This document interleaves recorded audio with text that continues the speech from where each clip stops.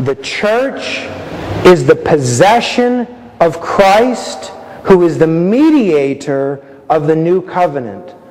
The church is the possession of Christ, who is the mediator of the new covenant. That is a powerful principle in terms of defining ourselves and understanding our identity. I trust that most of us are accustomed to thinking of individual Christians as being the possession of Christ. I just draw your recollection to the first question answer of the Heidelberg Catechism, which says, "What is your only comfort in life and in death?" The answer is that I am not my own, but belong, body and soul, in life and in death, to my faithful Savior Jesus Christ. And that's true. But the point that's being introduced here, and which we'll support with Scripture, is that the church is the possession of Christ. And that's a powerful way to begin identifying who we are. Listen or turn with me to Acts chapter 20.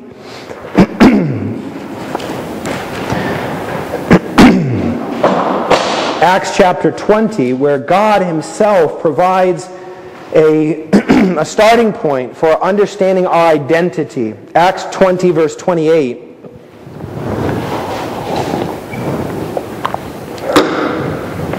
This is Paul speaking in the Spirit to the Ephesian church, saying, Acts 20, verse 28, "Therefore take heed to yourselves," he's specifically speaking to the elders here of the Ephesian church, "take heed to yourselves and to all the flock, among whom the Holy Spirit has made you overseers, to shepherd the church of God."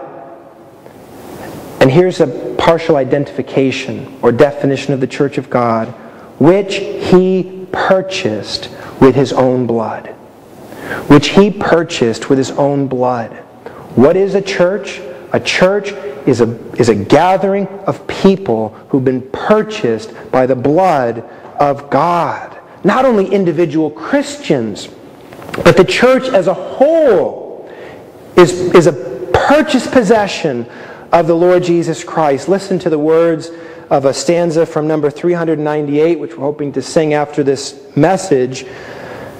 "The church's one foundation is Jesus Christ her Lord. She is His new creation by water and the Word. From heaven He came and sought her to be His holy bride. And with His blood He bought her, and for her life He died." Again, not speaking merely of individuals here, but speaking of the church. That teaches us something about what the church is. Again, just to reference another scripture, and you know it well, Ephesians chapter 5, often used as a text or a chapter for weddings, and appropriately so. But Paul actually says in verse 32 of Ephesians 5 that the great mystery is that he's speaking here concerning Christ and the church. Not just a husband and a wife, not merely just Christ and individual Christians, but Christ and the church.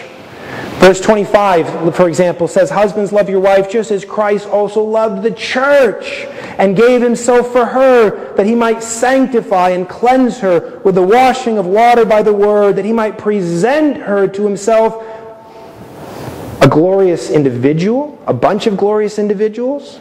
No, what does it say? A glorious church, not having spot or wrinkle or any such thing, but that she should be holy and without blemish. Now, by way of initial application, I would submit to you 3 points. First of all, Christianity is not simply about me and Jesus. Right? Christianity is not simply about me and Jesus.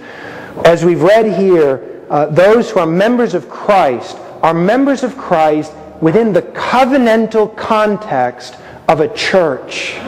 It expands our view of Christianity beyond ourselves and to the church itself as a whole. Secondly, this notion that the church is the possession of Christ teaches us just how precious the church is in the eyes of God.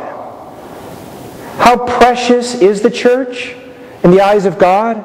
Well, He died for the church. He purchased the church with His own precious blood.